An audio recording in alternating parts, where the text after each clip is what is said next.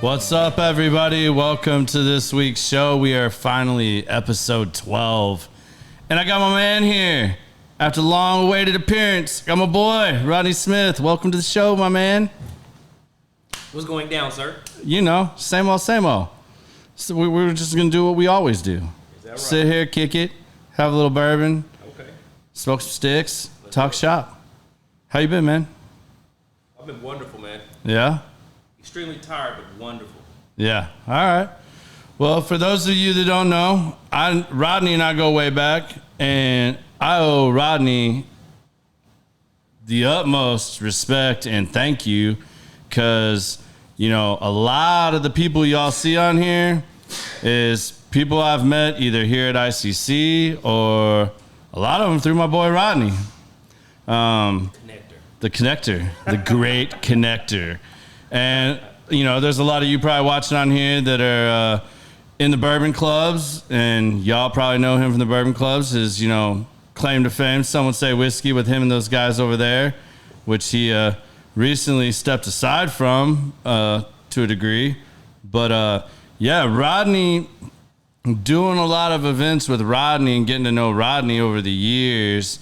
And we're going to dig into this, so I'm not going to just leave this here, but Rodney is a great connector of people, and Rodney hosts a lot of great events, which I've attended many of. Like, y'all want to find me outside of this, like, if Rodney's got an event going on, I'm probably there, because Rodney throws some dope events, y'all. Like, if you ain't been to one of Rodney's events, y'all are missing out. Yeah. So Rodney is the owner of Bourbon Connection, and he does what would you tie as like brand management and marketing? Brand management and marketing, most definitely, yeah. Brand management and marketing. All right.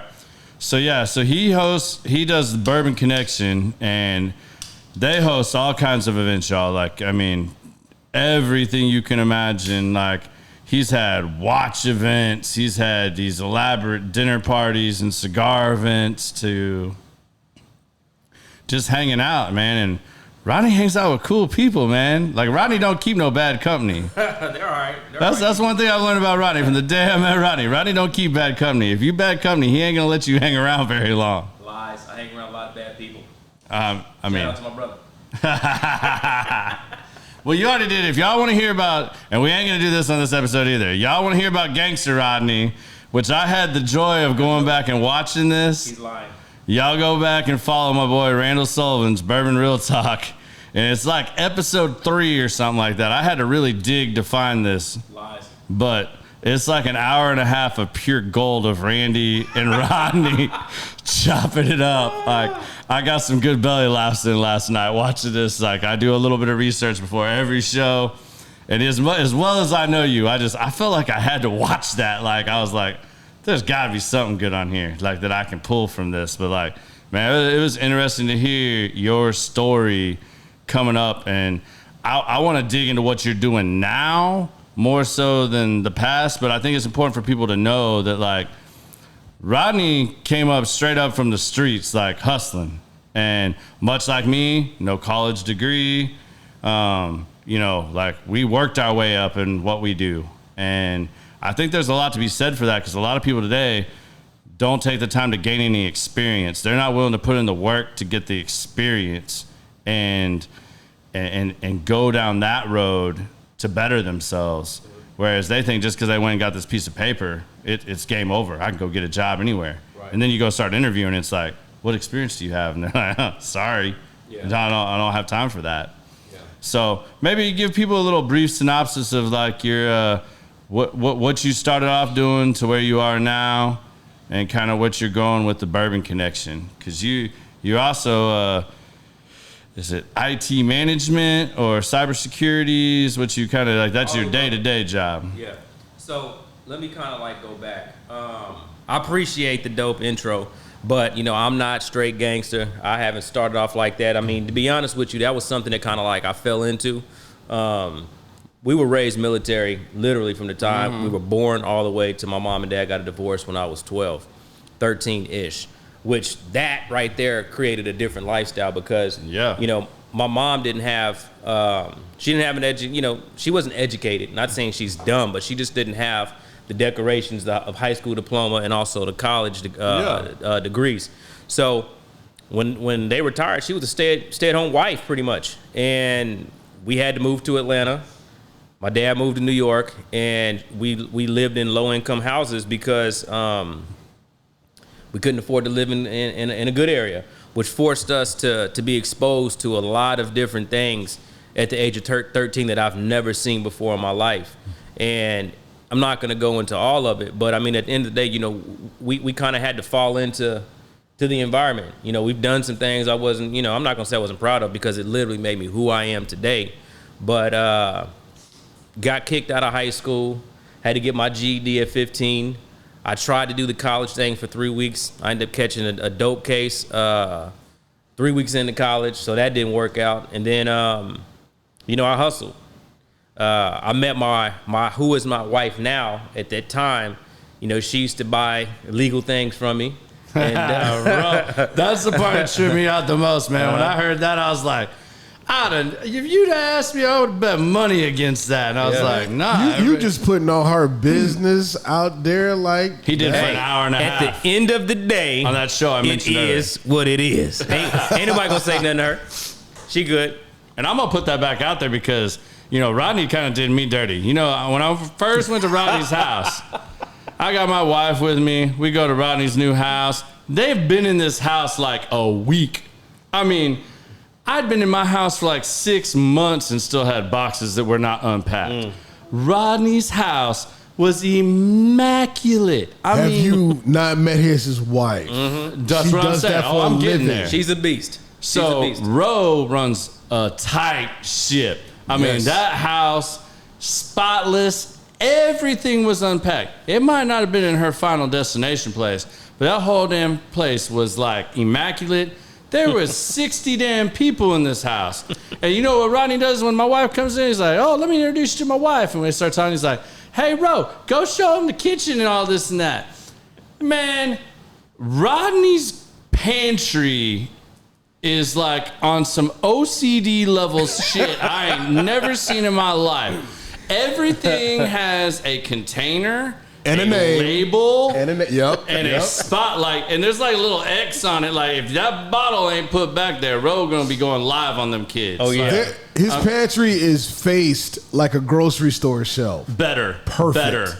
I mean, it's better. And my wife's like, "Why doesn't our pantry look like that?" I'm like, "Well, Ro did all that, so you want to do that? Like, go right ahead. I'm not stopping you." Oh yeah, but yeah. She runs a ship around there. It's kind of nerve-wracking a little bit too, man, just because I get tired of that shit from time to time.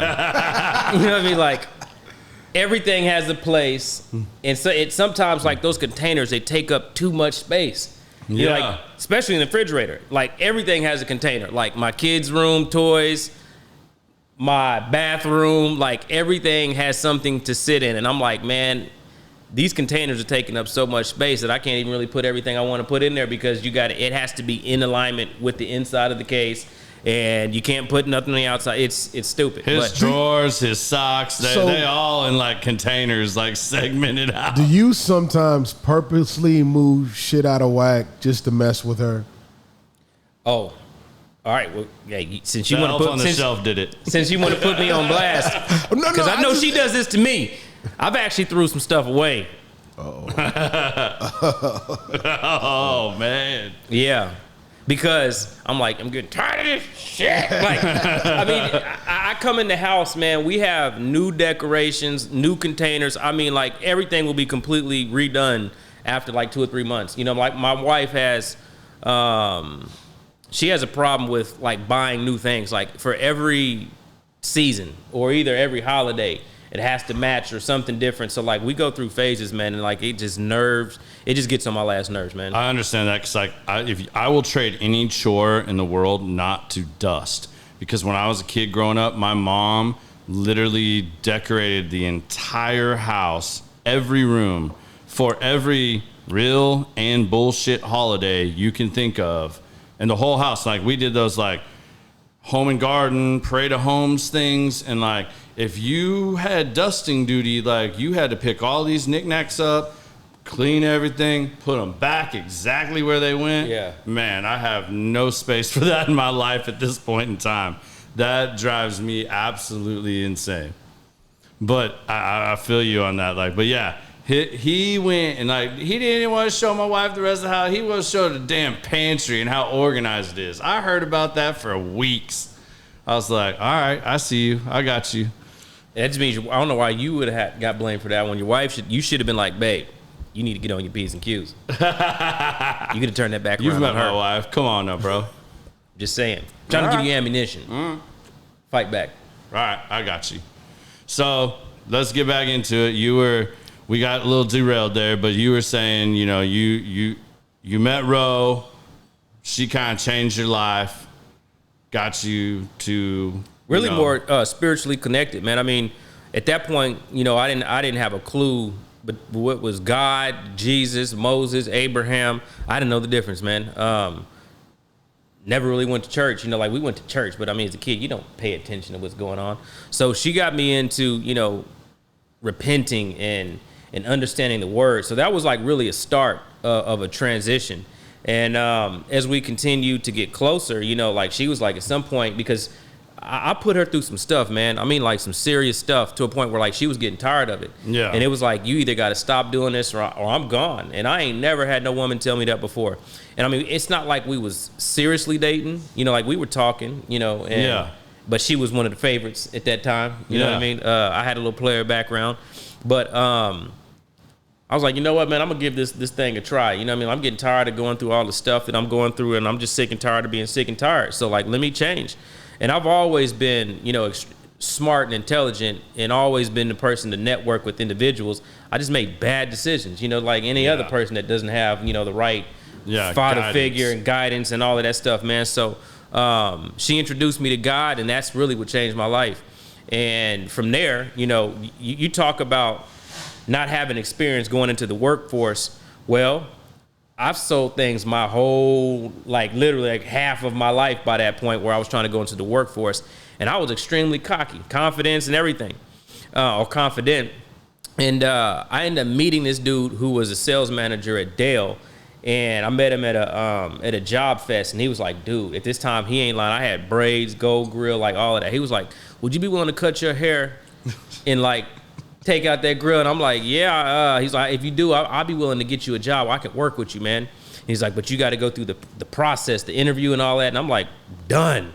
So I went through this interview at Dell Computers, 20 years old, no work experience, no nothing. And I went in there like I owned that daggone job. Like I literally walked in there confident, like, man, selling computers, you know, like this stuff is easy. You know, like, I mean, at the end of the day, it's just really about the relationships. Understand people, like, you know, like, I mean, I own that interview. And before we walked out that interview, he told me, he's like, bro, I want to hire you. He's like, you are going to be on my team. And that right there, like, changed my life as far as like getting into the business world.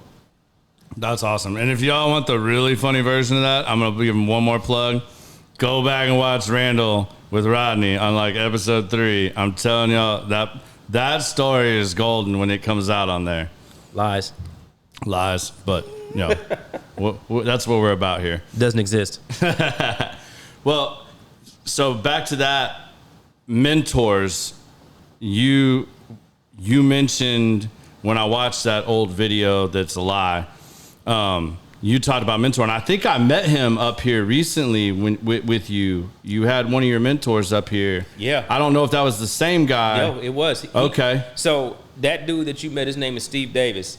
He had a program for bad kids, and he used to pick us up. Like, we were so bad in school, we had a trailer in the back where all the kids that was like their last chance, they went to this program. It was called Eagle Ridge. And now it transitioned into making of men, but I can't remember what it was called back in the day. But he's seen a lot of potential. You know, he took us out, you know, like to get us off the streets. He would take us boxing. He would take us to do things like after school activities, and he just tried to really keep us out of the streets. I mean, it didn't really work, but I mean, he was consistent.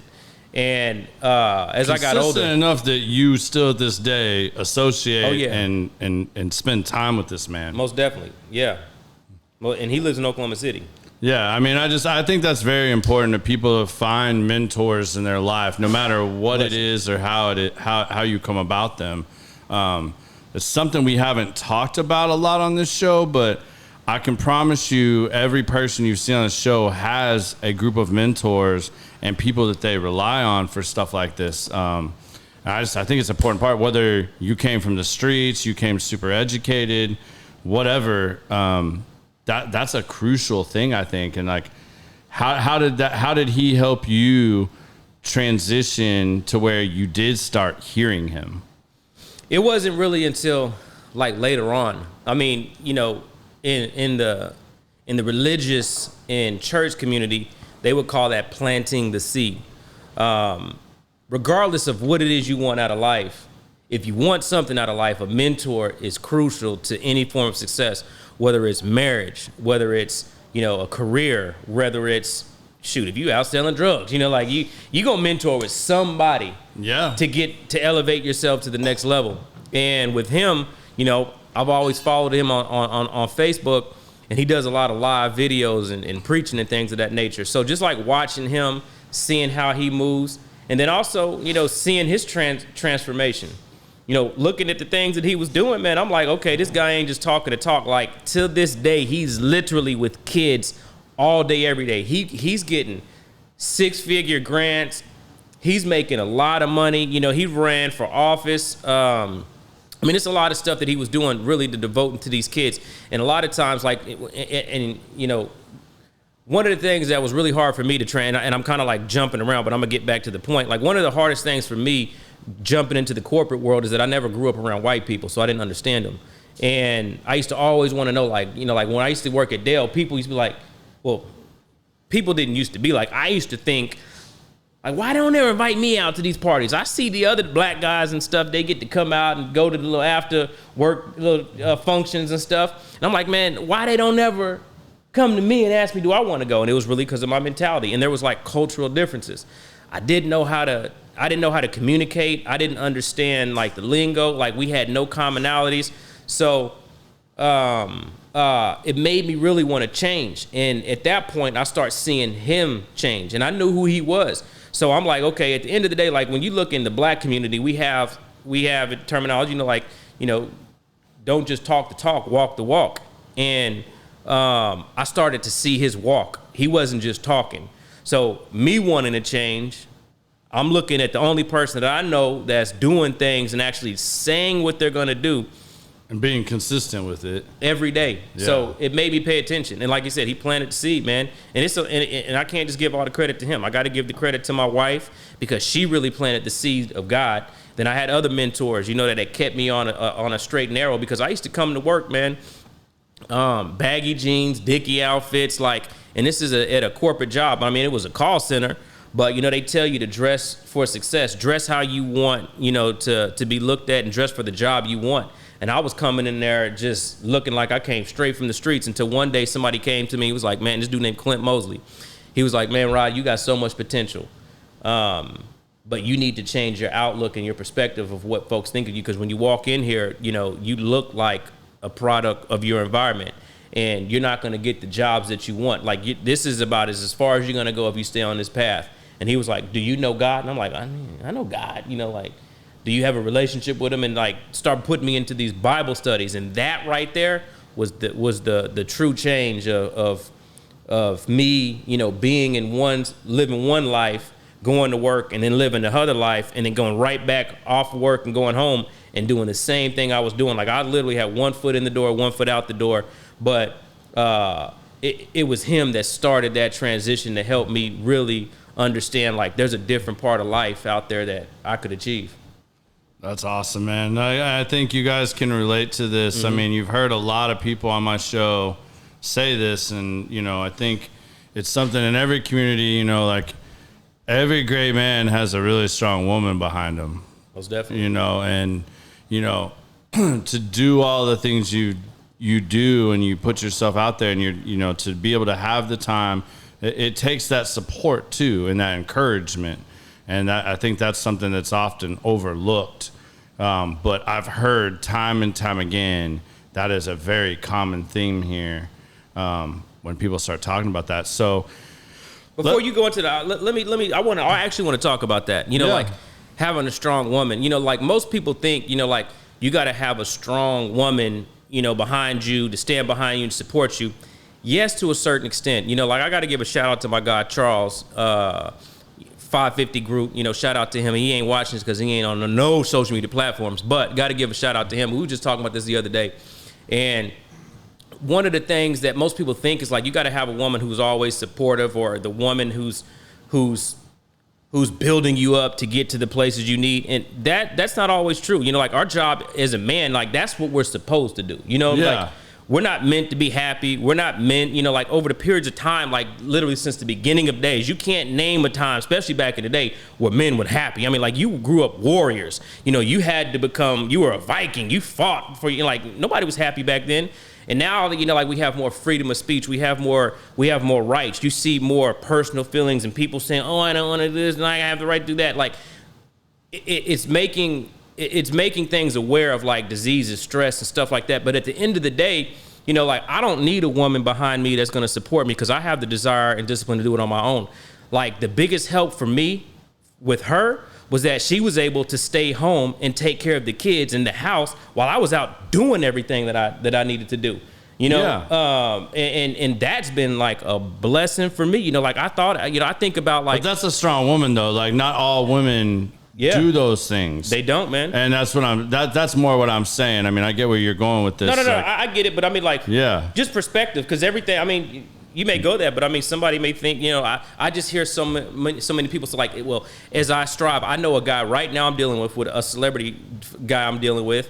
I'm not going to put his business out in the street because it hasn't went viral yet, but they had a TV show and his career took off after this TV show. And they just weren't on the same page. Like he's elevating and he's going to another place. And he's like, well, I need my woman to elevate with me to go here. You know, they got nannies and stuff. And I'm just thinking like, man, I don't think I want a woman with the same drive as I have, because I probably wouldn't be able to do the stuff that I'm doing right now. Somebody's got to take care of all the other stuff. Yeah, like seriously. But I mean, it's a sacrifice. It's a give and a take. But I'm just saying, you got to have that, and you got to have that communication. Like they've got to be supportive of what you're doing.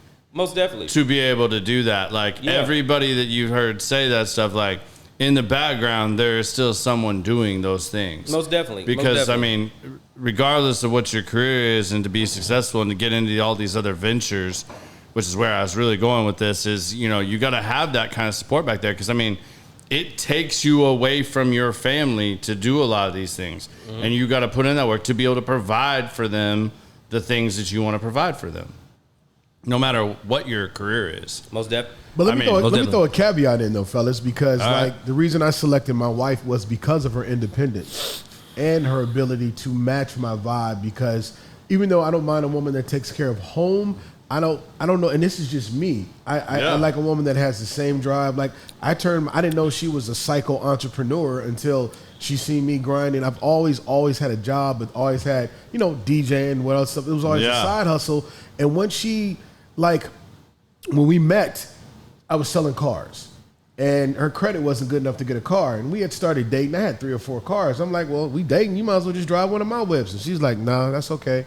I'll get my own, because if we break up, I'm going to end up walking. So I'm going to get my own whip. And I was like, I asked her to marry me like 3 weeks later, because I was like, yo, any other female be like, give me the keys, I'm with it. Yeah. But just because I couldn't find a woman that had enough strive that, now sometimes that does get in the way of our marriage. She's too independent. Yeah. Like literally, she asked me for some money today, like she was borrowing it. I'll get it back to you Friday. I'm like, we live in the same, what are you talking about? You're going to give it back. Like sometimes that does get in the way. It's like, no, let me be a provider, but she's also making sure she's pulling her weight. Yeah, that's the way it is with my wife. I mean, my wife is very, very independent and strong-willed and strong-minded. Like, I mean, and that's one of the things I don't ever have to worry about my wife. My wife handles her business. Like, I ain't got to worry about that. Mm-hmm. Like, my wife said if she left, she's like, just give me my keys and my car and give me my clothes. I'm good. I'm out. Yeah. I was like, word, I'm going to test that theory one day. She says, go ahead.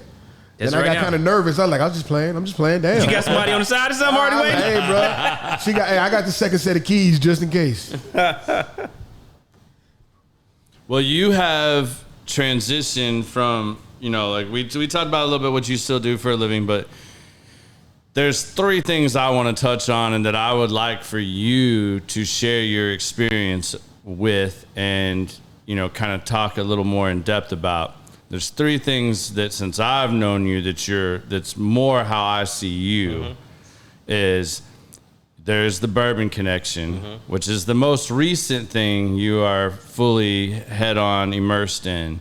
Before that, there was Someone Say Whiskey, and you were one of the guys that helped create and founded this super group of bourbon people that is larger than any other group that I can think of. And I know that alone opened up a lot of doors. As you guys see on the table here is also a bottle of Unallocated. That is something Someone Say Whiskey and Rodney and those guys did as a side project. That is their own brand that they bottle and put out. It's great stuff. I like it a lot.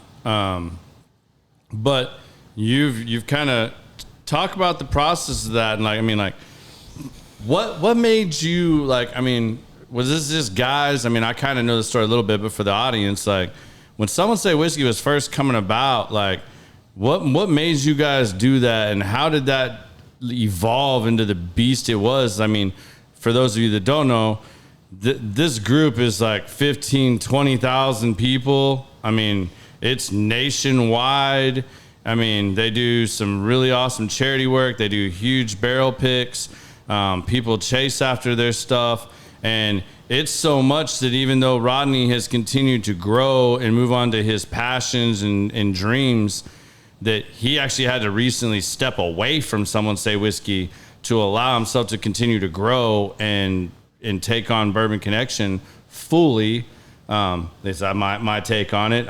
That's not stealing your words, but you're good. I watched your video and stuff when you made your announcement. So I was like, something big's coming here. But kind of maybe talk about a little bit about that.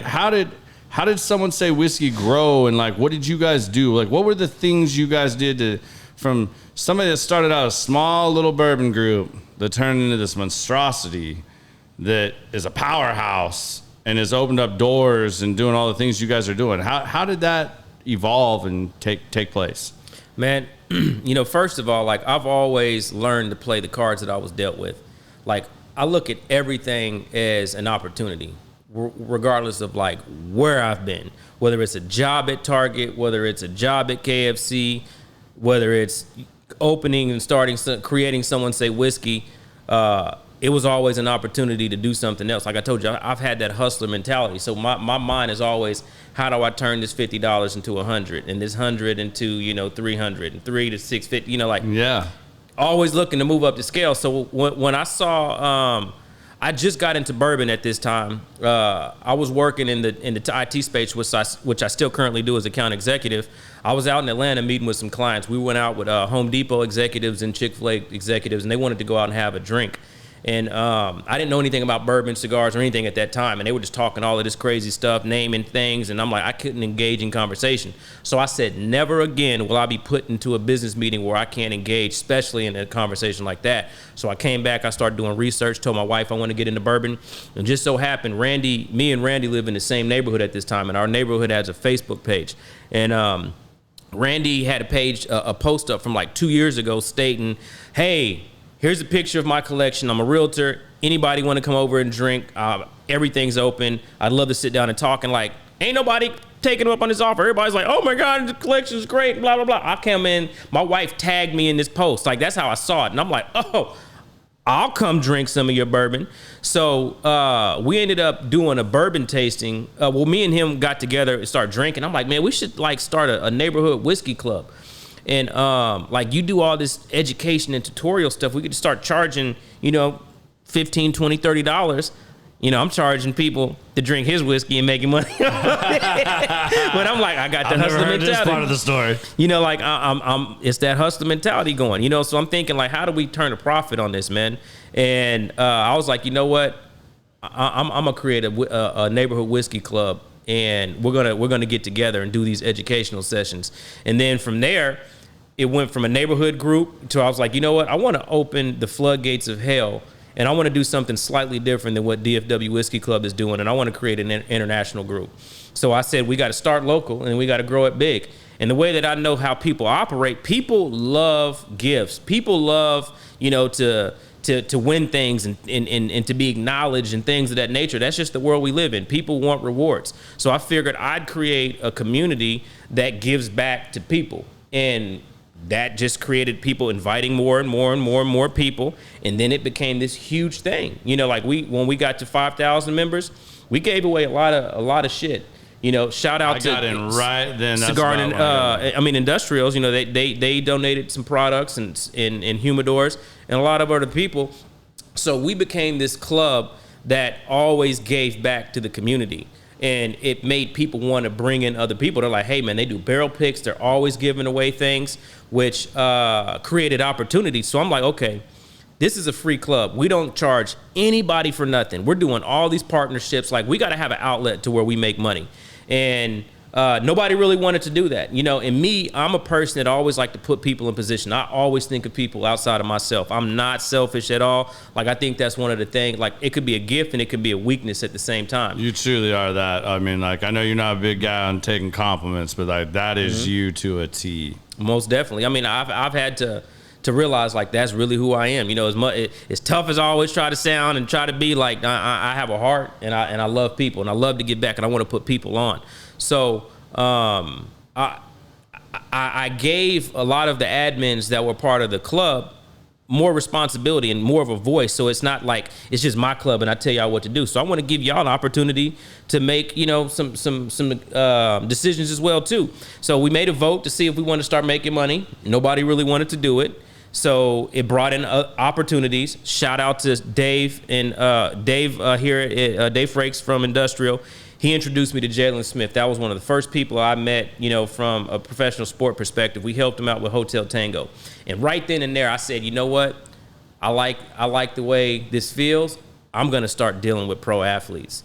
And I mean, I literally said it that day, and I start doing it. So we start getting introductions to more and more people. We start getting relationships with restaurants and pool manufacturers and all these people. And I'm like, you know what?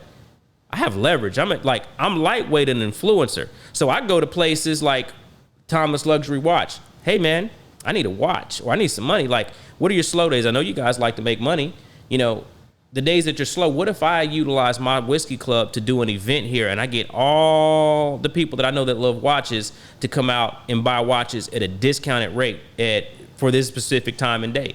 You don't have to do a huge discount, but like, what if you're not fucking selling watches, a profit is a profit. It's better to have something than to have zero. You know what I mean? Yeah. You got a quota to make, and I know you got to have an increase in revenue. So what if we do an event and we do an event here based off watch sales that day? You give me a certain percentage off watch sales. I go to steakhouses and restaurants and I do the same thing. Until now, I'm starting to develop relationships and people are like, okay, come in, we do things, and you can come eat for free. And I'm like, damn, that was easy. Well, let me try to take it one step further. So I start meeting other guys. The Jalen Smith opportunity got me introduced with Michael Finley, and that's they reached out to me. One of my boys, Jeff McKinney, that's his brother-in-law. He's like, hey man, you got a lot of influence. You think you can help raise some funds for the Michael Finley Foundation? And then right there, it was like a domino effect. It was like every week I start getting introduced to more athletes, and now it's like 5 to 10 people a week that literally are now reaching out to me. I mean, I can, in my inbox on Instagram right now, people are reaching out like, yo, I want to work with you. How can we have a conversation? And by the grace of God, I turned that into the Bourbon Connection. I was like, you know what? I'm gonna start making some money. And I'm not gonna tell you all the secret. But go ahead. If you need a meeting with Rodney, he talked about food. Rodney will never stand you up for a lunch date. I will, only if you don't want to get turned down. I'm gonna say the spot. Oh, Jing man. Chi. They're gonna have to pay me now. Yeah. Jing Chi in Richardson. I'm telling y'all, like, as far as Chinese food changed my life. The dumplings, Right. they're insane.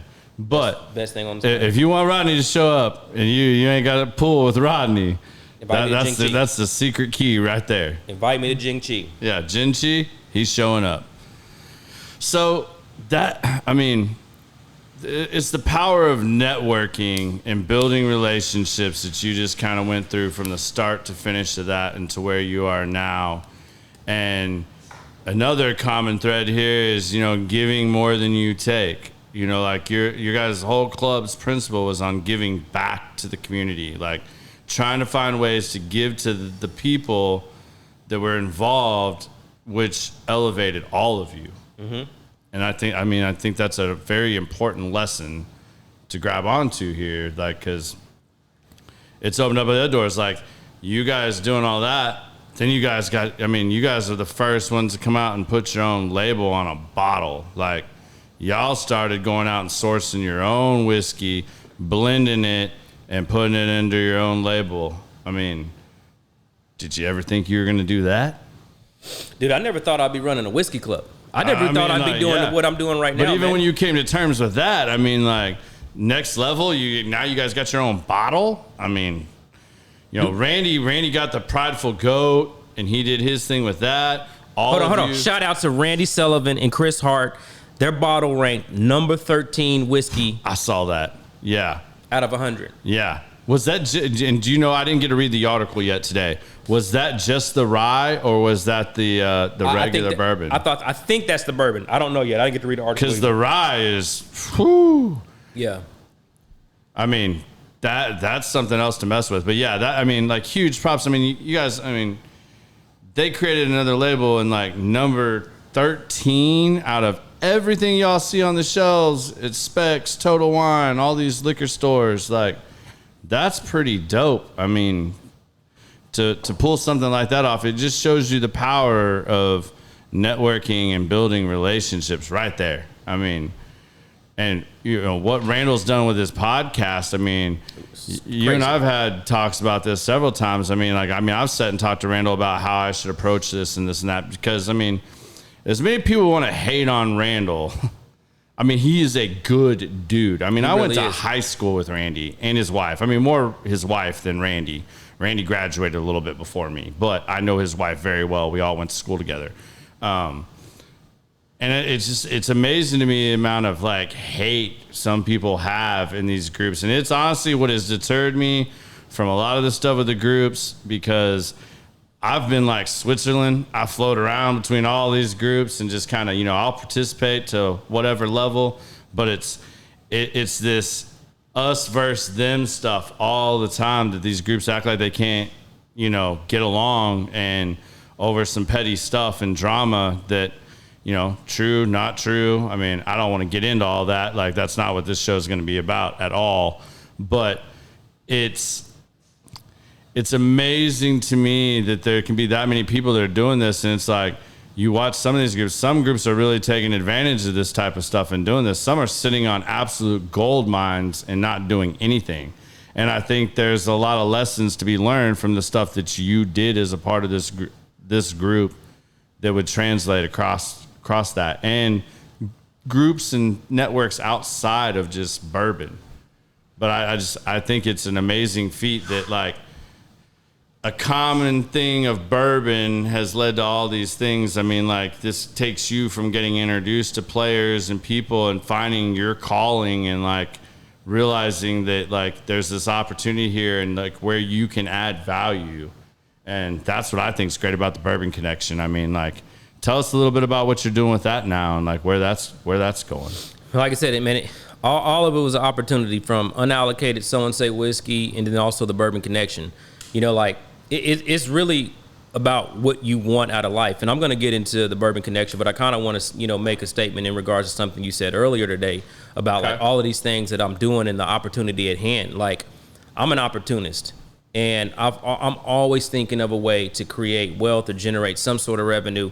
I fought too hard to get out of where I was at, to not do anything, to not be successful. It's a reason why I was blessed to not be in prison, to not be killed, to get over and still have, my family after the stuff that I've done to my wife. Like, it's a blessing, and everybody has the same opportunity. And me, I just look at the things that I have in front of me and I use it as leverage. I talk even like with Busy, like Busy is extremely, extremely valuable. Busy has so much opportunity, and I want to help, get him to that next level. Like, we had a conversation earlier today, and me and him are going to have a conversation right after this. I'm not going to go too much in depth for it, but Busy has a real opportunity. You have a real opportunity. There's leverage that comes with this camera, this microphone, the things that he's doing. And all I did was just leverage the people that I had on my platform the same way Facebook does, and go out and create relationships, get business opportunities, and drive demand. So the Bourbon Connection, I looked at it as, okay, we have 15,000 people in our club. I've made a lot of really great relationships from this, and I want to start making money. If I'm not going to do it within Someone Say Whiskey, I'm going to do it another route. Yeah. And the other route was me creating a networking company and a marketing company that's going to cater around pro athletes. I'm like, okay, I got all these pro athlete relationships. Why don't I leverage it to do something with it? And I read 2 books that changed my life. One of them was Pitch Anything and Blue Ocean Strategy. Yes, sir. Mark that down. And Blue Ocean, bruh, dope books, man. And bruh, it's really all about being relevant to people. And I found out how to be relevant to people. I have a following, so that means I have a source that any company can market to. They do it on Facebook all day. If I say French fry, like McDonald's and Burger King, anything that has French fries is going to pull up on my feed. Yeah, they're paying for that. So now I just go out and create something, and I leverage these athletes and me, I know athletes have companies and they have money, and they not have money, but they have companies. They need to make money. Well, I have people that will buy it, and I'm just using these relationships to go out and say, hey, such and such pro athlete, NBA player, whatever, I don't want nothing from you. I'm building instant credibility with them right there. I'm like, off the top, I don't want you to pay me. I don't want you to do nothing. What if we put an event on where I help you make money? All you got to do is show up. I'm going to get the people there. I'm going to get everybody that needs. I'm going to have sponsors. We're going to have liquor, food, everything. You just show up. By the way, I know you have a startup organization. I know people. I know IT people. I know marketing people. I know all sorts of people that would help you get to the next level where you need to be. You need a website set up? I got a guy. And then I go back to these guys and I'm like, hey, I got a guy, NFL. Everybody wants to hang around NFL, NBA players. Yeah. Hey, what if he gives you a signed jersey or something like that? Would you help him, create this website? Would you help him, do a little bit of marketing? Of course, and anytime I do something cool, I'll just invite you out. And then and off top, I come back to him like, hey, I'll do all this stuff for you for free. But when I need you for 3 or 4 events, I need you to show up. I ain't got to make money off you right here, but I'm going to make money off you in another way. So I created the Bourbon Connection to get people involved with athletes and celebrities, and have the athlete entrepreneur be involved with the business networking side of the house and really having a great time. So the Bourbon Connection is really all about networking at a high value. It's all about the experience, and it's about being in front of people that you probably wouldn't get the chance to be in front of on a day-to-day, and actually make things happen. We encourage it. That's beautiful. I advocate for that stuff all the time. And what I would like to tag onto that is, even though you're getting those opportunities, let's just say you get invited to one of these events, or you pay to go to one of Rodney's events. The biggest advice or thing I could say to you, and I've always treated this so my dad, when I was a kid, bought me all kinds of autographs. We went to baseball games, football games, this stuff, and we went to spring training, stuff like that, and we would fight to get these autographs and stuff like that. I held on to the balls that we actually went and got something autographed. Now, if he bought it for me, it didn't hold the same value. And I still look at this the same way when I don't understand where people get so enamored with a famous person, because at the end of the day, they are just another human being. Mm-hmm. And that they want that autograph. They gotta have that autograph. Or you're willing to even go interrupt that human being's dinner, lunch, breakfast time with their family, whatever, that you don't have any regard for them in their personal space. And I think this is a good opportunity to say this. Like, a lot of people could really gain friends and networking abilities if you just treated it. I don't care how famous they are. If you can throw that starstruck thing aside a little bit and just treat them like a human being, shake their hand, have a conversation with them, treat them like a normal human being, like somebody else you met off the street. It's even better when you don't even know who the hell they are. Like Jonathan Scott, like all I knew was that that's one big damn dude. Like when I was at ICC in the public lounge, he'd walk through now and then. I'm like, damn, that's a big dude. And he was friendly as shit. Like we just talked and hung out. Then later on, I ended up at an event with you, and holy shit, he played on all these NFL teams and this and that, blah, blah, blah, blah, blah. And it's like, we were already friends by then, though. Like, you know, like I had already made an acquaintance, you know, into a friend. And I think people miss so many of those opportunities being starstruck and just not treating another human being the way any other human being would want to be treated.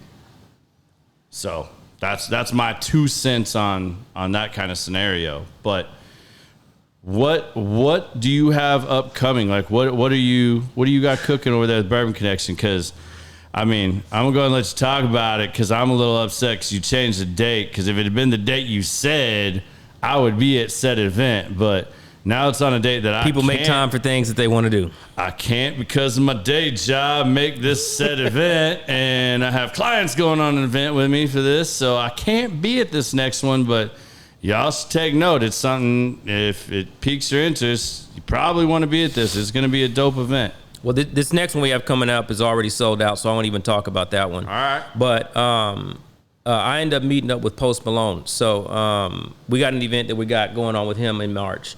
I'm actually excited about this. When we get off the air, you got to tell me that date because I'm blocking that off on my calendar. We got a meeting about it next Wednesday, so we'll have final date on that. But he has a new tequila out called Dos Landres. It's I did say tequila, right? Yeah. And we're going to help throw a launch party for it. It's not really in store. Well, it's not in stores right now. So it's going through, you know, distribution, going through, you know, all the processes it needs to take. Labels, to get the label is done. Just the SKU process, getting it into stores. So I'm helping with those connections, and we're going to make a really dope event out of it. That's going to come up in March. You know, we also have another event coming up in March as well. It's going to be a pretty big event with Coffee Anderson. He's a black country singer. He has a TV show called Country Ever After on Netflix. I'm going to have to say this out. You've been posting the shit out of this. Like, I'm going to have to check this out. Like, country, he's dope. It's my thing at times, but like, I can't always get into all this new stuff coming out in country music. He's dope, man. All right. But we have that also coming out. It's going to be kind of like a concert. Get to know him. Talk a little bit about his new app coming out called Oh Yeah. That's as much as I'm going to say because I haven't signed like NDAs and I don't want to, you know, like I don't want to just throw some stuff out there. But yeah, he has a lot of stuff going on. We have Charles Woodson. I've been trying to work with him for the longest with Woodson Bourbon Whiskey. We're going to do an event with him. Have you tried that yet? Yes. All right. How good is it? Oh, it's great. All right. You got the little smile, nod. I've been dying to try it. I want to try it. So here, Charles Woodson is one of my favorite players because like that is dirty old school. I'm gonna be honest, man. I mean, like, why would you ask me that? Because I have to. Because I know you're going to be honest about it, and that's what people want to hear. Like, so I mean, just it's not the greatest. It's not bad, but you got to also understand, like, what's the price point? Because that's like $20 something dollars. Yeah, see, like that's the thing I say on here all the time. Like I've told people a lot. Like I know you'll agree with this, probably. I think you will. You know, Terry Bradshaw put out a great bourbon. I don't know if you like it or not, but to me, great bourbon. It's like $40-$50, not bad. When Sweeten's Cove came out, man, I was so beside myself. Like, all right, you sourced 15-year Dickel. I don't think you got somebody on your team that's got some kind of Nancy the Nose that's like pulling out some crazy ass bottle that like you found this one barrel. You do know why they do that, right? No, I know, but you know, at the same time, you're paying, you go to the store and buy $100 bottle of 15-year Dickel, which people dog all the time. People dog Dickel bad. I don't always get it. Like, I don't have anything against Dickel. I think Dickel's good. I mean, yeah, I've gotten a bad bottle of Dickel, but like, I don't think it's bad. But there is good too. Like, but a Sweetens Coke comes out, it's like $250 for the same damn 15-year Dickel juice. And I just don't think enough people are honest about like bourbon in the bourbon industry and talk about like, you can like a lot of things. Like, no single barrel is going to be the same. If you want something that's going to always taste the same, go buy the maker's mark off the shelf. Like, they blend it to taste the same all the damn time. Mm-hmm. Same thing with the regular Jack Daniels, Crown, whatever. They have expert blenders that are doing that. But like, when it comes to talking about a limited offering or someone's new label, people just don't seem to want to give the honest, like, I'm not saying you don't want to be honest about it, but I mean, like, it puts you in a tough spot. I mean, but it's hard. You know what I mean? Yeah. Because like, you're working with people. But everybody's taste is different too. It's a difference between saying something publicly versus saying something in private to give constructive criticism about a product. Because what you don't want to do, and I try to be careful of this because I don't want to, to turn someone away from a product that they may actually like because my palate is different. Like, with me, I like a little bit stronger bourbon. I like something with the bite. I want flavor. I want, just a different load of flavor profile in my drink. And when I first started, Eagle Rare was my jam. I go back to it now. I mean, it's good, but it's not that great like I thought it was. Even the same thing with blends. So with bourbon, woods, and whiskey, like, it's not bad, but it's not great. A lot of these guys get into it because of the monetary gain and opportunity. Like, they're looking to invest in something. And right now, bourbon is hot. You can buy the bourbon, all these barrels, and if you don't sell out of them, you still probably have a 7% increase of inflation that you can resell those barrels for and still make a profit off of. So where I was going with that and what I wanted to ask you on that, and I'm glad you said that. So do you think there should be more description? Like, best example I can give would be like New Riff, when someone does a single barrel and it has like the tasting notes on the side. You know what I mean? Mm-hmm. Do you think more bourbon should have that, like where they should put a little more tasting notes and whatnot? I mean, I know it kind of plants a seed sometimes, but like to where you kind of know a little bit more about like what that should be paired with, what that should go with, or what flavor notes are you most likely going to get? Do you think that would be like? I think yes and no. Yes and no? Yeah. I mean, and the reason why is because the average person who's just now getting into bourbon probably won't even know what the hell you're talking about. Like, I have so many people that come in and be like, I say, hey, taste this, tell me what you think. I don't know, it tastes strong. They can't even pick out flavor components in general. But somebody who's probably been more experienced like me and you, we probably want to know a little bit more around which Four Roses is great at doing, and a lot of other companies as well. But it just depends on the individual. Some people will buy Unallocated and probably mix that thing with Coke. Like, who knows? To each their own, but yes and no is my thing. I just had to explain it. No, I wanted you to explain it because like that's one of the things someone say whiskey always did very well was you can't hate on a bottle and like not have constructive criticism and so hold on. Let me, so yes, you can't. It's not that we didn't say you couldn't hate on a bottle. And I wanna go a little bit into that because I want people to understand like why we said that. We partnered up with a lot of people, and we understand you're not gonna like everything. But what we didn't want you to do is to come on the page and just talk crazy about a brand that we're probably partnering with. Yeah. And they're like, you're just gonna that's like, somebody talking crazy about your mom or something like that. You're like, you just gonna let somebody say that about your mom? Like at this point, like we do business, and again, just because we do business, not saying that we're trying to push people to it. At least try everything. And if you don't like it, it gives you an understanding of like what your level of drink is, like what you like, what you don't like, things you can compare it to. Like give it a try before you just go out and then change the minds of the masses, because we have a pretty large following, and that's what we didn't want to do, because I I'm not a huge fan of Blanton's, but there are people out there that love it. And somebody that comes out and says, if you're a new member of a club where you're not really active, you're not popular, and you have a drink that you like, but then somebody who has a lot of engagement comes back and say, this is a piece of shit.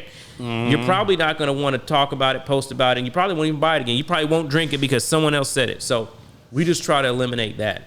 Yeah, no, I think that's great. I mean, I've talked about this on the show many times, how my bourbon journey, and that I didn't chase allocated things. Not that I don't have allocated bottles, but my big thing was I chased craft distillers for a while. It was actually my first ban on Someone Say Whiskey, where I got put in timeout for a little while because I gave away. Was it through us or was that through Facebook? It was through y'all.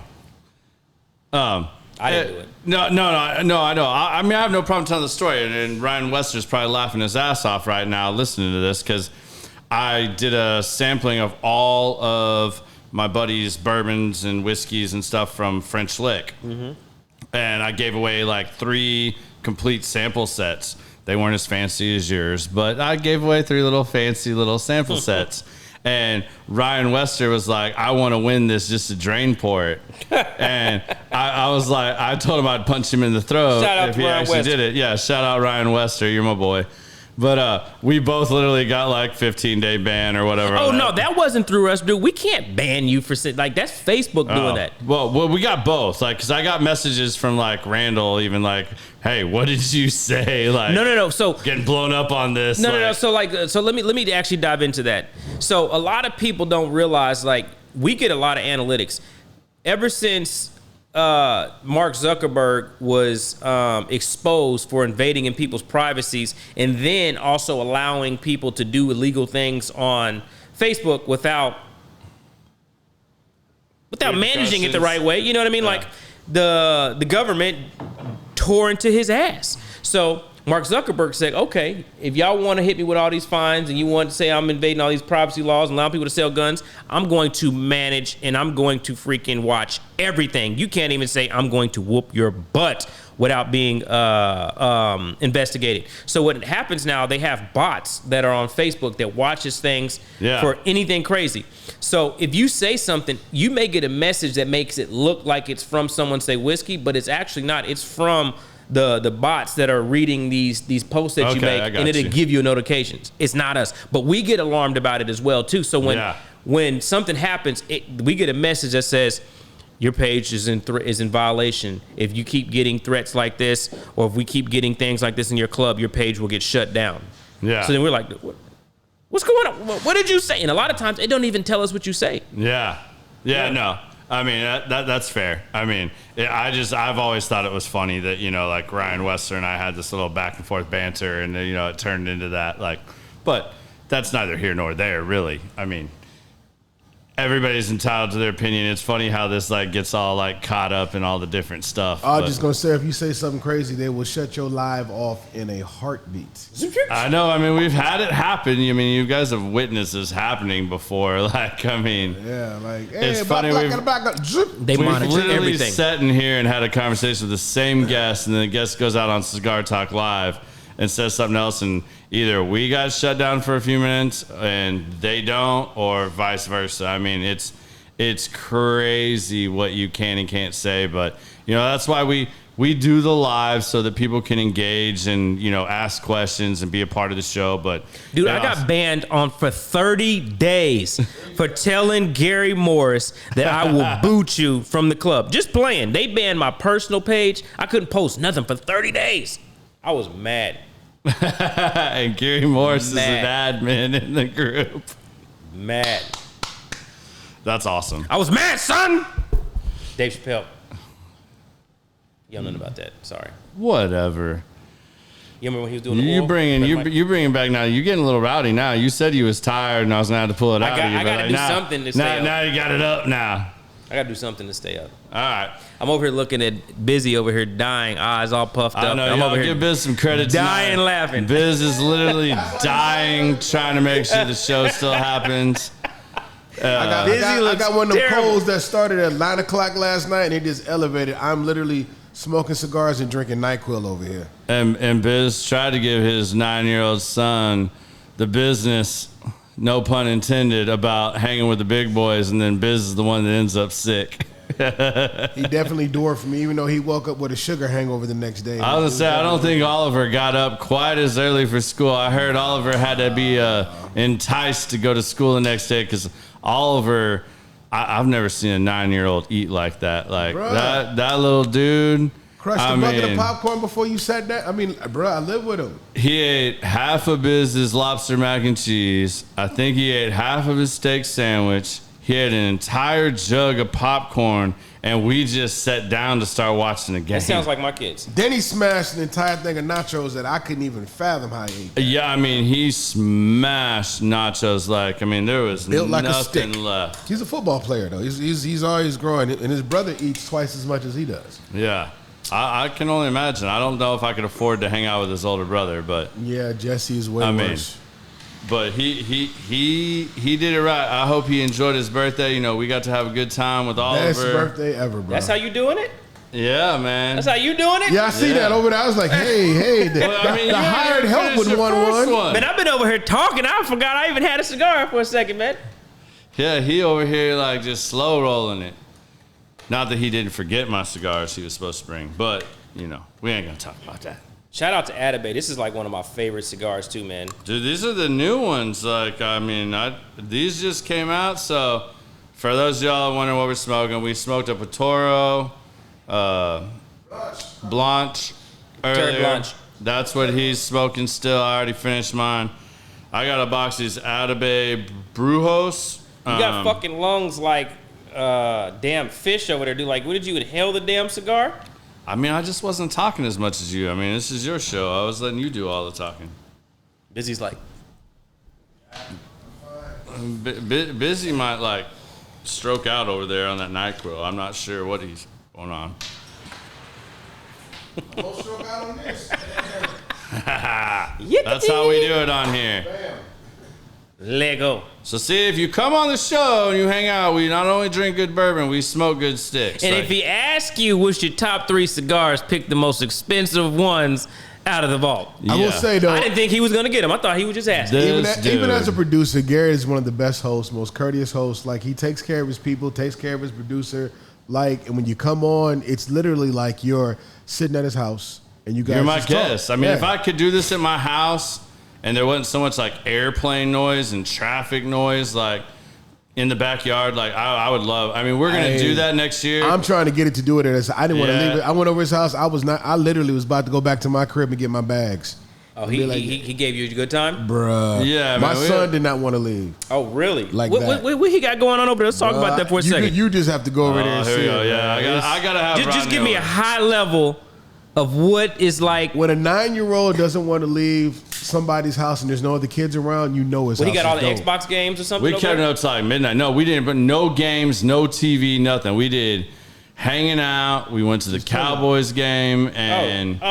Shit. But the outdoor area is so dope, and the big TV that, you know, my son is obsessed with football. So he said, I could watch TV out here, play on my tablet. There's a jacuzzi over here, a water wall over here, a fireplace here. He says, yeah, you can just leave me here. Why you ain't ever invite me over, bro? Hey, man, we just finished the backyard. It has been like an 8-month extravaganza of Lifestyles bullshit. of the rich and famous. And it looked like Rich that. and famous.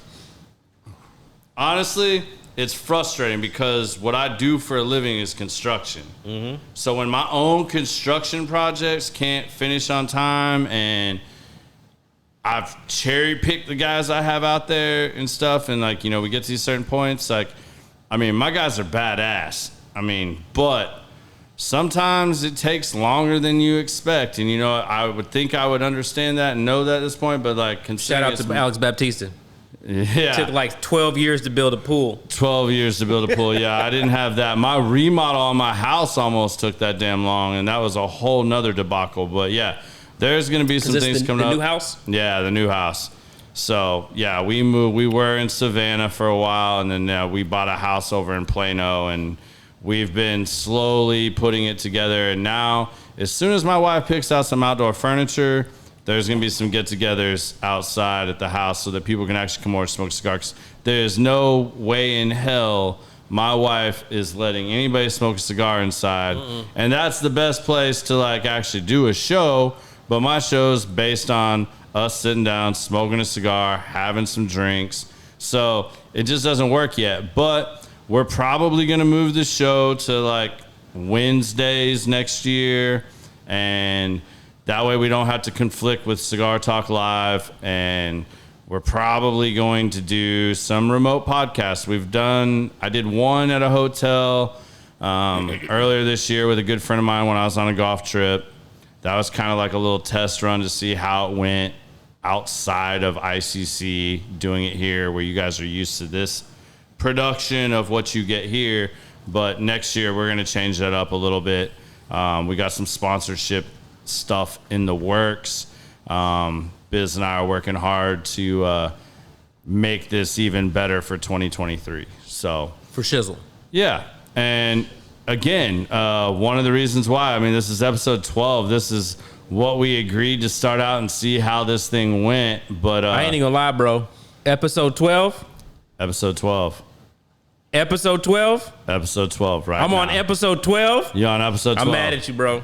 Mad at you, bro. This was supposed to be the season ender, but we're going to go 2 more episodes. And then you ain't even got me as a season end. When I do things, Cowboy Sweets, yada, yada, yada, I'm like, Garrett, you're one of the first, bro. Do you want to come? Did I charge you to be on here? I'm episode 12. Did I charge you to be on here?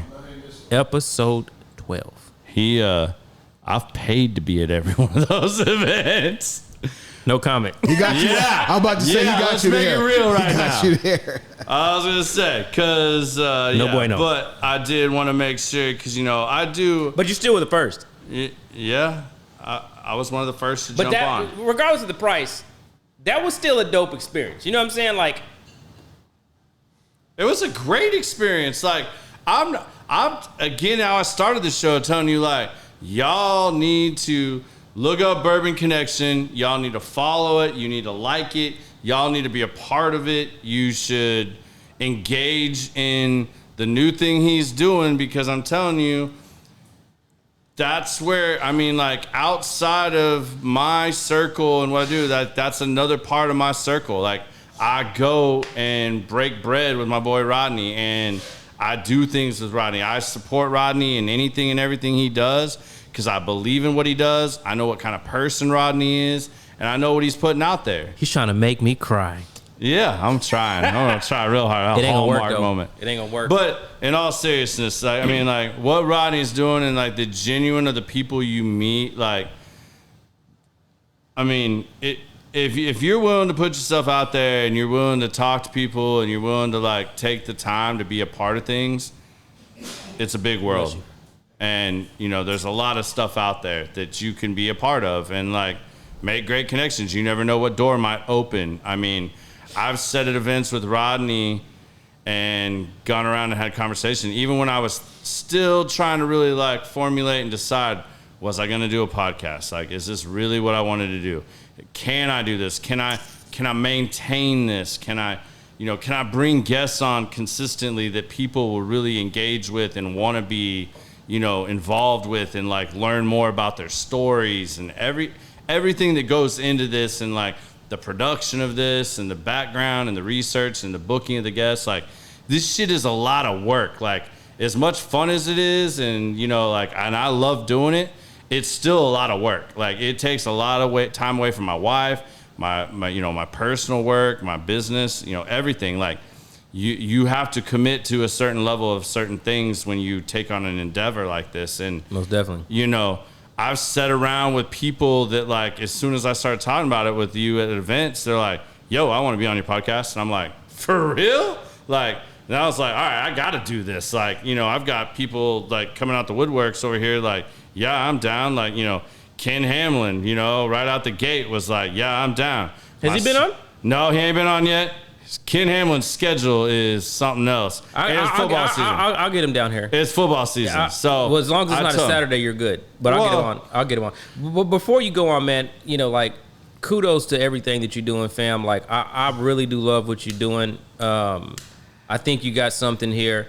And I mean, I think this is going to be great. Like, for you to be able to take the time to invest in this, to, be away from your kids and your wife, man. Like, this is, I understand the hustle, because I'm in the hustle. Yeah. So I understand it, man. You, man. And I got to give a shout out to Busy too, man. Busy's one of the hardest working brothers I know, man. And dude, this man is sick right now. Like, he looks like Will Smith and Hitch right now. Yeah, for real. Not actual Will Smith. Like, I'm talking about when he got allergic reaction. He is still here, tissues piled up, working hard. That is dedication, bro. Busy's one of the hardest working people on the planet, man. Hey, man, I couldn't agree more. I was really blessed to become friends with Biz and to be able to share my ideas and my vision for what I want to do. And that is why Biz is a part of what I do, because there's not somebody y'all gonna make me cry. That is not somebody I value more in what I'm doing right now than, having Biz not only as a friend, but a producer of my show. And, that's one of the best, it's one of the best early decisions I made was making sure Biz had a mic. Biz having a mic and being able to help and interject and add his own side of this. Like, Biz is phenomenal at his craft. Like, if not just podcasts either, bro. Yeah, I mean, like, not just podcasts. Like, Biz is an amazing photographer. Like, I mean, y'all make fun of me about my glamour shots and shit that I've gotten asked to do and stuff. That's Biz. Like, Biz can even make my raggedy ass look good in a picture. I mean, that's the truth. Don't be hating on me. Make you look a little different, but I don't know about better. He made you look taller today. All right, so James Baldwin said, ask G about the house furniture. Hold on. He tries. See, he don't like taking compliments. Yeah, I'm trying to do my job. He ain't answer one question tonight. Do my job right now. I'm going to the comments section. So hold on, before you answer that, I also got to give a shout out to man. Like, man, listen here. I got to finish this. Yeah. Like, this dude is literally one of the. And I don't want to have to prolong this, but like, seriously, people don't give people recognition of their flowers until like they're dead or something happens. Like, this dude, every time I see him, he's out and about doing something. Like, the dude doesn't stop. And I mean, like, dude, you're like truly an inspiration to like some of the stuff that I do. You know what I mean? Like, I think about, I was gonna say that about you, bro. Like, real talk, man. Bro, I talk about you to everybody. Like, 550 group. Like literally, I was just with him yesterday. I just did a shoot for Charles yesterday. Bro. Real talk. Your work is dope, man. Around, it moves. But that's the one thing I'll say, and it goes back to like one of our first podcasts. Moving here, the networking, the true friendships. Like, I've never lived anywhere else that you can sit down, have a cup of coffee with somebody, and by the end of that conversation, y'all making moves or making money or something. Man, yeah. I mean, like the connections are real, man, and the people have real conversations in these groups that I'm talking about. Like, I've promoted the shit out of everything that I felt like has helped me along the way, whether that's, ICC, Cigars and Guns, Someone Say Whiskey, all the other groups, Rodney. I mean, like, it means the world to me. I mean, like, this isn't just about business either. Like, we break bread together. I mean, like, true we send each other text messages like, hey, what's up, man? You good? Like, hey, I saw you post about this. Are you good? You need my help? Is there anything I can do to help you? Is there something we can do to move along? Like, what can I do to add value? And I think that's the thing a lot of people miss is like adding value. Like, you can participate without adding any value. And, just participating or making some post because you're going to get 1,000 comments on it. Like, I'm not about that. Like, I am not going to be that person just to be a top contributor and post some bullshit that I half-ass believe in or that I think is going to be the hottest little thing or ask you some dumb question just to get engagement. Like, I've never been about that. That's not my cup of tea, but finding a way to add value in your life, in any aspect of your life, is always going to serve you well. Speaking of adding value, before you answer the question, man, how about them Frakes, man? Like, think about the value they've added here. I mean, if it wasn't for them, we might not have never met. This group of people would probably not be sitting here today if it wasn't for the Frakes. Yeah. And the culture and the family vibe that they've created with this cigar lounge. Yeah. I've said that 1,000 times on these shows. Like, and I implore all of you to like come by, check it out. I mean, it might even be a little bit out of your way.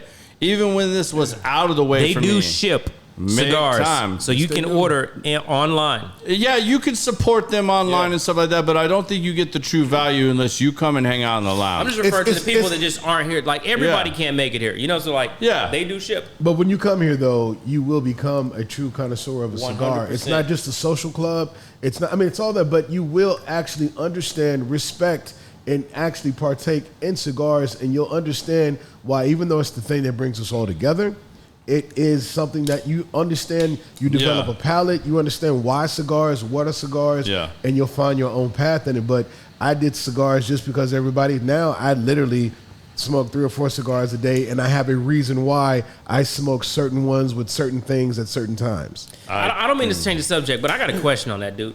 How the hell do y'all smoke so many damn cigars? Like, bro, I can barely do 2.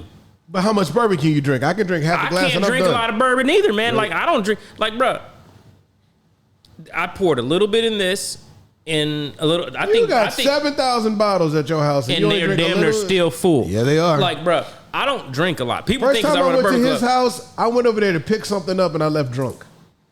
I just went, hey man, let me grab the package. And 30, 40, 50 minutes later, I left out of his house calling the Uber. That's one thing with Rodney, though. Like, I can say that, and that's in all honesty. Like, Rodney like the front man. Like, he like P. Diddy. He'll hype the shit out of it. Take that. Yeah. I mean, and he'll do it, but like Rodney will slow roll it, man. Like, Rodney is just chill. He like lays back, watches, observes, and he just ebbs and flows through the stuff. Like, I've never seen Rodney get twisted. Ever. And I haven't either. I mean, like, but everybody else around him be on 12. He'll get everybody else on level 12, but Rodney will maintain right where Rodney is in his lane.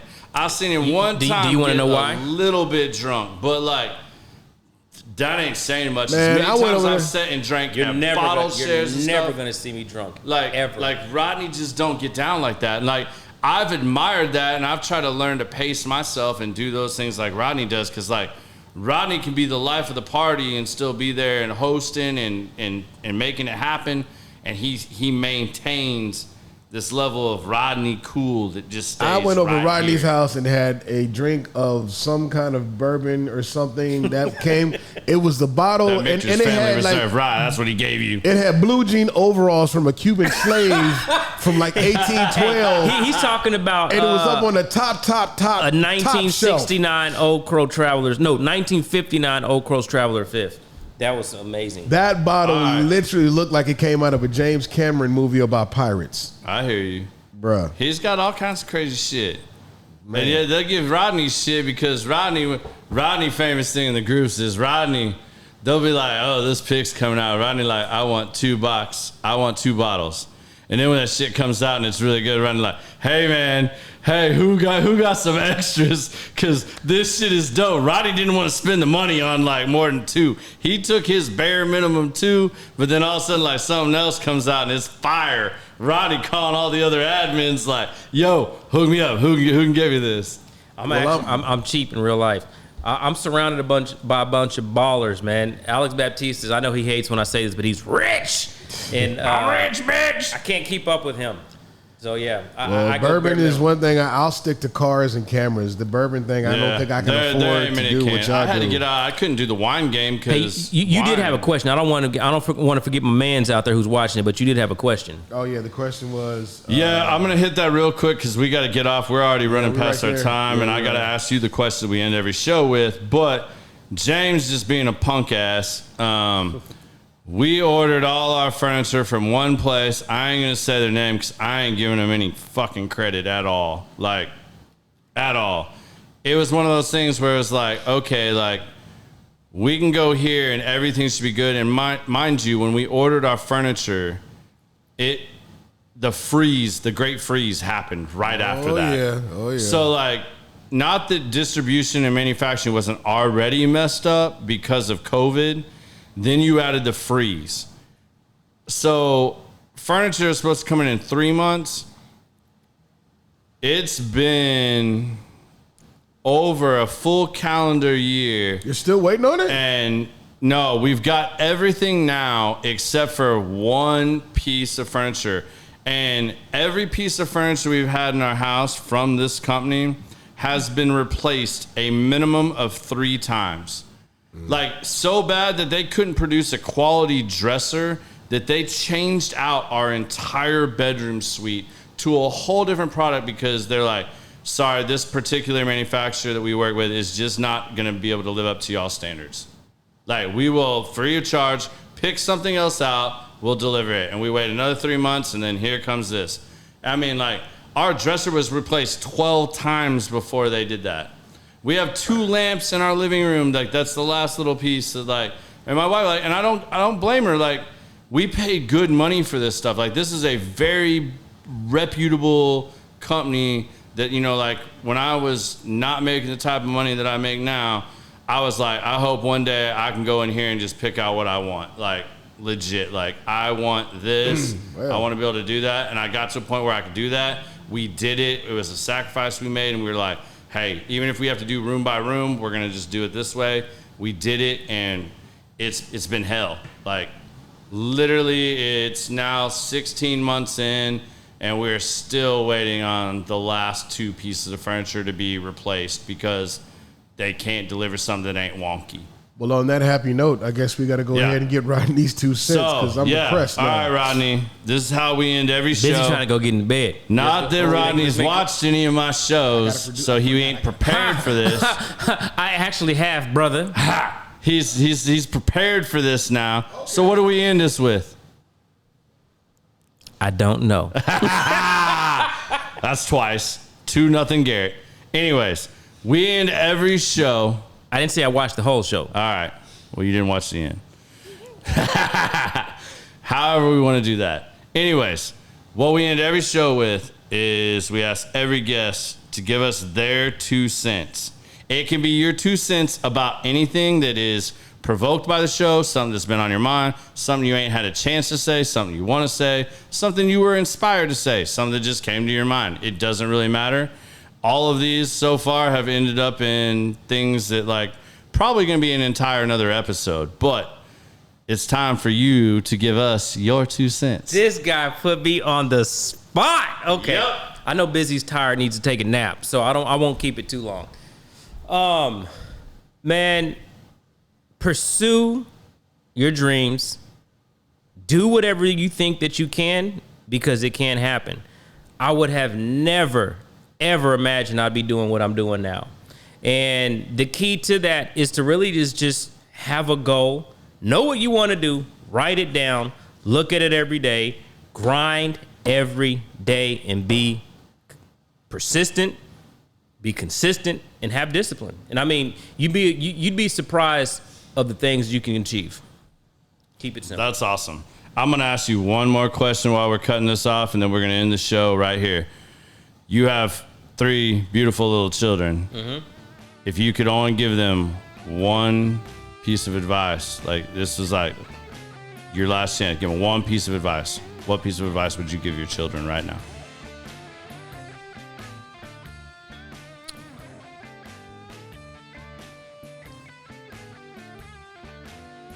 It would probably be to be your own boss. You want me to explain that? Or you can if you want to. I mean, if you feel like it needs more explanation. I come from a family that never really achieved anything. I can't think of anybody successful in my family outside of my dad. You know what I mean? But he's, military. But everybody, I mean, like, you got to have workers.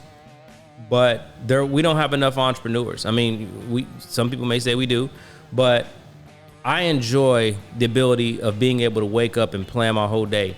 There's nothing like the freedom of doing that. And even though I have a job by someone else, I got this job because of the relationships that I have. I searched for a job that would allow me to give 50% of my time and efforts, work smarter, not harder, to be able to do the things that's going to create generational wealth for my family. So for the advice for my kids is, if there's something that you want to go out and do, go be your own boss. You know, you can achieve things. You can set your own time. You can set your own schedule. You don't have to worry about being fired from anything. Just go attack your dreams. It's attainable. That's awesome. I knew we had to get that in here. But hey, man, I love you, brother. I appreciate you greatly. Thank you for breaking away from all your other stuff and coming and being on the show. My guy. Y'all, until next time, enjoy it. Be merry. Have a good time. And we'll see you next week. And we will be on at 6 next week. For sure. Just so you know.